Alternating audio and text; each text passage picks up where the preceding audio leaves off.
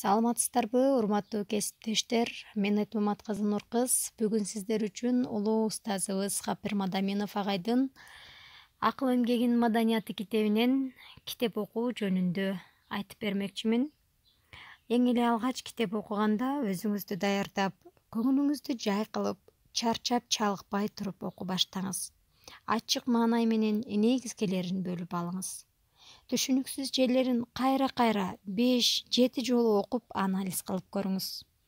Ойлонуп, далилдеп, сындап, жазып, сүйлөп же болбосо сүрөт схема тартып окуп көргөнгө дагы машыгыңыз.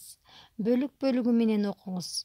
Башыңызды китептен көтөрүп, окуганыңыз жөнүндө ой жүгүртүп көрүңүз. Илгерки билгендериңиз менен байланыштырып көрөсүз. Суроо берип, ага жооп таап окуңуз. Каалоо менен кызыгып окуп көрүш керек. Тамга, сөзү, мүчөнү туура окуп, талкуулап окушуңуз керек. Китепти жаап, окуганыңызды сүйлөө, өзүнө өзүң айтып бериш керек. Мисалы, бир теманы окуганда атайын бирөөгө айтып жаткандай элестетип окуганга аракет кылыңыз. Ошондо эсиңизде көбүрөөк калат.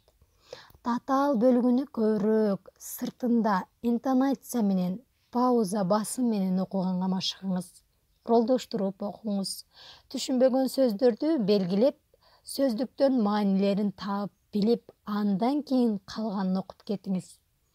Окуган тема жөнүндө кыялданып бирөөгө айтып бергендей окуп жатканыңызда сөзсүз сиздин эсиңизде калат.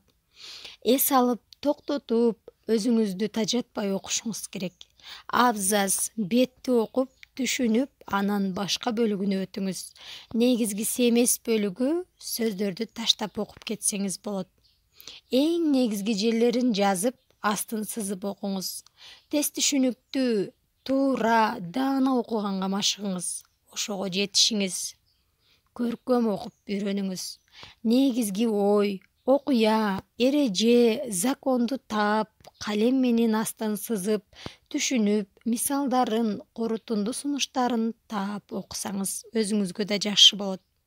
Башы, ортосу, акырына дейре сөзсүз толук окуп чыгыңыз. Тема, бет, абзац канчалык кыйын болсо, ойлонуп, шашпай окуу керек. Татаал бөлүгүн 5-10 жолу, оңой бөлүгүн 1-2 жолу кайра окуп чыгышыңыз зарыл. Кээде бир сүйлөмдүн да ар бир сөзүн ойлоп, түшүнүп, андан кийин калган сөзүн окууга туура келет. Ойлоп, сүйлөп, конспектилеп окууга үйрөнүңүз. Дагы айта кетчү нерсе, сөзсүз окуган нерсеңизди бирөөгө айтыңыз же болбосо жазыңыз. Ошондо гана сиздин эсиңизде жакшы сакталып калат.